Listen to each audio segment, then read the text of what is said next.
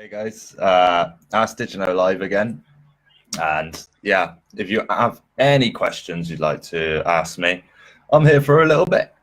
But until people start turning up, I've got a few AskDigiNos on my phone to answer. So someone asked me, I'm interested in PalFish, but no way to sign up with a PC. Yeah. That's the trouble because, yeah, it's like a mobile or tablet teaching platform.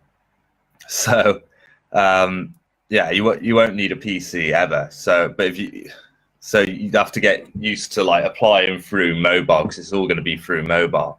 No, I had a little look at the PalFish application process through mobile, and you know, it's like you've got to record a voice recording, like sort of giving yourself an introduction. And yeah, I think a lot of people would look at it and think, oh, I'll do it later. I'll do it later. Because, you know, when you're on your phone, it's like quite distracting. So I really think they should find a way for you to apply on desktop. Because I know when I do most important things, I don't do it on my phone. It feels very unofficial doing it on the phone. I like to do it on the laptop if I do anything. I had to edit WordPress once on my phone literally through Safari. It was just a nightmare. So yeah, yeah. Unfortunately, you can only do it through mobile. Sorry about that. Yeah, anyone's here, fire away your question. Write it down in the comments, and I'll do my best to answer it. Let's have a look at another question here. So, I'm working for DaDa for 10 hours a week now. I would like to add hours with an additional company.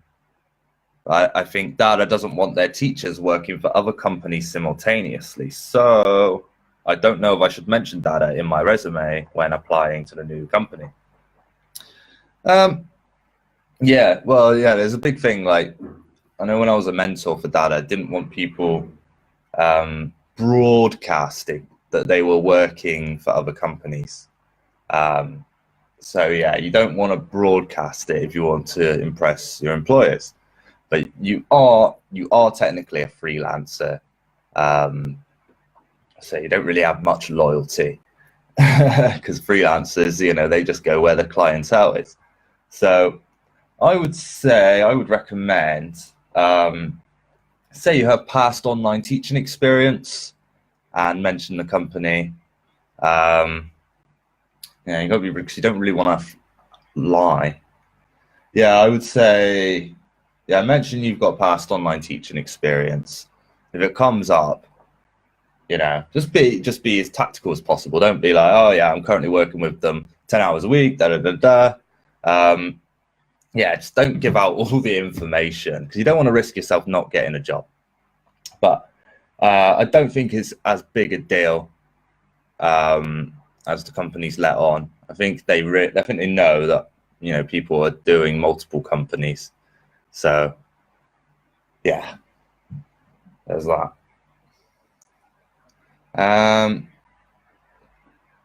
Why is there a maximum of a 3-week wait to be paid? We're virtually working free for a month.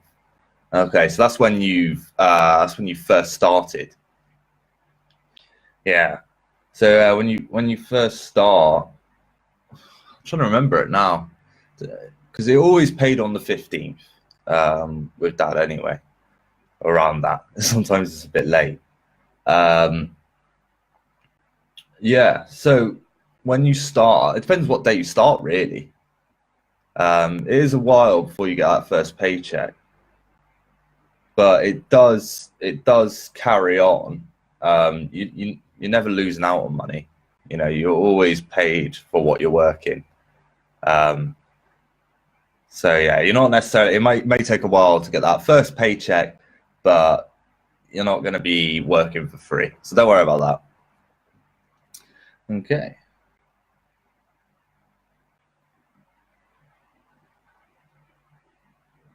Okay, it's not so much as a question as it is a general search for the types of schools that would best match my interests and qualifications. I was born in Canada, finished grad school there, moved to New York and lived there for 20 years. I'm TEFL certified. Okay, so, well, yeah, when you're a North American and Canadian, and you're a graduate and you're TEFL certified, you know, that syncs you up with companies such as like VIP Kids, Q Kids, Magic Ears as well, and ABC, all of those, because those are like the sort of higher paying ones and the most funded companies. So, you know, if they've got good funding and if they've got a lot of teachers working for them, the standards are a lot higher and it's a lot more reliable, and there's a lot more there's a lot more co-workers for you to, you know, get reviews from. So that is a good one. Okay, let's have a look here. Okay, how can I keep my classes interesting? I teach 3 times a week and I feel they're getting bored with my songs and silly games. Yeah, that was a big problem I had. I was teaching so much, and there's some cases where I was having a student twice a week and like one day after the other. And yeah. Hi Fraser, thanks for joining. I'll answer your question in a second. I'll just finish answering that one. Yeah, so what I started doing to keep it interesting was the 2-minute rule, which I'll leave a link to. And yeah, the 2-minute rule really helped. And that is just basically when you just have a little schedule in your mind and do something for 2 minutes, say courseware, and then the next 2 minutes do a game. And that's when I started using ManyCam, so I could start creating as many games as possible and just have them there to go to if it ever wasn't, you know, going my way. But most of the time it's just all about, you know, building that rapport. If you build a rapport early on with a student, then the classes will be so easy because you'll develop a sense of humor.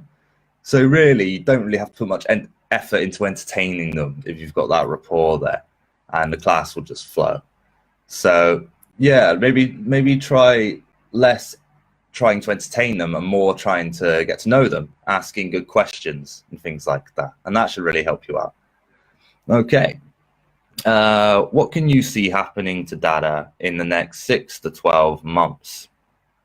I think they'll be back on track, to be honest. You know, it's all got some teething issues. They were trying to achieve a lot and trying to have all these different features.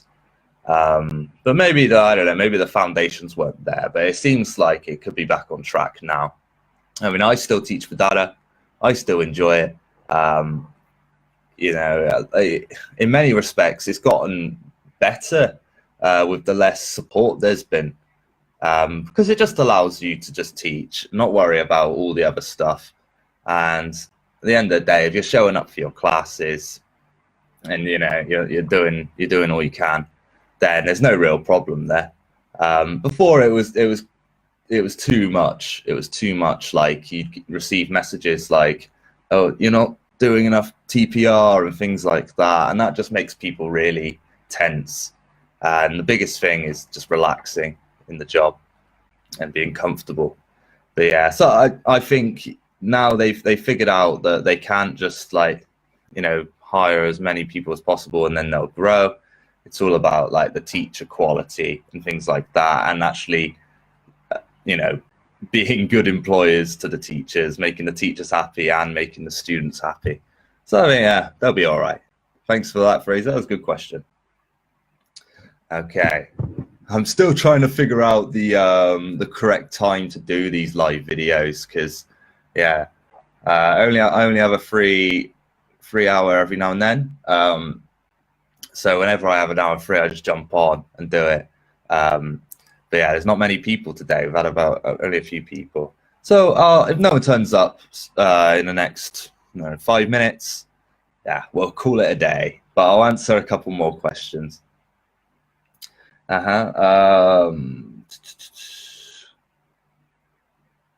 Okay. Someone asked here, what platform do you use for your blog? I use Bluehost, and yeah, so WordPress through Bluehost. Yes, because there's a lot of like ways to build a blog, but it's just the one that I use. It's not necessarily the best one. I'll put a link to it down below if you want to read it. That's my referral link. So I promote it because it's the one I use and I'm happy with it. But it's just an easy way to start your blog and turn it into a website. But have a look around. Yeah, see what's in your price range. You might just want to write a free blog. You don't have to necessarily pay for website hosting. But it's really great. And I've got the link to how I created DigiNo.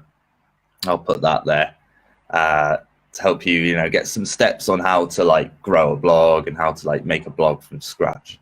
Okay, so I always enjoy the questions about online teacher referral and making websites and stuff because it's still a part of online teaching. Because I made like a secondary income alongside the online teaching, which allowed me to like do it as more of a job rather than a part-time job. So I always promote that as a big thing of online teaching, of like being a teacherpreneur is what I've started saying recently.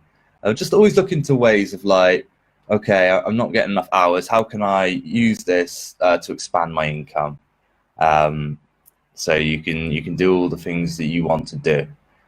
So it's great as a part-time job to do it on the weekend, but also if you want to make it a bit something more and build up a side business on the side, absolutely allows you to do that. So that's why I always try and write about that as well as the online teaching, to try and cover every aspect for DigiNos. Okay, let's see if we've got any more here. I set up a really cool automation the other day using IFTTT. I've spoke about that before, where if I get an email asking DigiNo, it will automatically send it into my notes app. So I don't have to scan through the emails to find them. So it just goes right into the notes. I mean, that's just really handy. So you don't watch me scrolling from my phone for too long. Okay. Okay. So here's an interesting one. Does say ABC handle your taxes for you? Well, as an online teacher, you're responsible for your taxes. And I wrote an article for people in the UK about paying taxes, basically as a freelancer, but I mean, that applies to online teaching as well. So you've got to be on top of that yourself. In the UK, you get about like an 11k tax allowance, where you don't have to pay anything over 11k. No, you have an allowance of 11k, and then after you exceed that, that's when you start paying your 20% tax.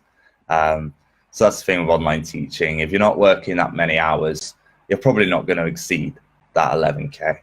I imagine it's different in America. It's probably around the same figures. I'm not too sure. I haven't got around to writing that article yet, so I'm not that clued up.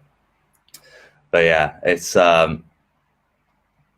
so yeah, I don't think there's any company that handles your tax for you. I think it's all the same. It's all the same thing.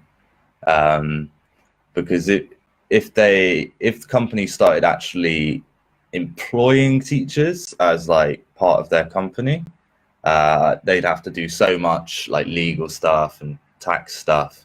So I think, yeah, the whole system is based off of like freelancing right now, unofficial freelancing, because it's made to seem like you work for them, but you're not really part of them. I mean, you're just hired as a contractor. But yeah, if anyone's got any questions, and if not, I'll call it a day. Yeah, I'll give you a couple of minutes to take that in.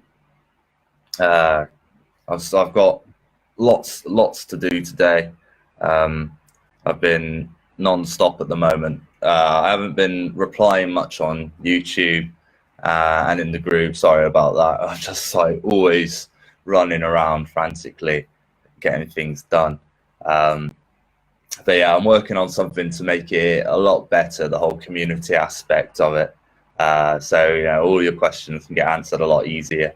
But yeah, well, thanks a lot, guys, for turning up. And thanks a lot, Fraser, for asking your question. This is probably not a good time to do it, but that's the thing. You've got to test. You've got to test when everyone's available. But I'll do one a week. And we'll see what the best day, what the best time is. We'll experiment, okay? Cool. So I'll check out, I'll put down all the links. And this is Jason from digino.org. I'll see you next time. Goodbye.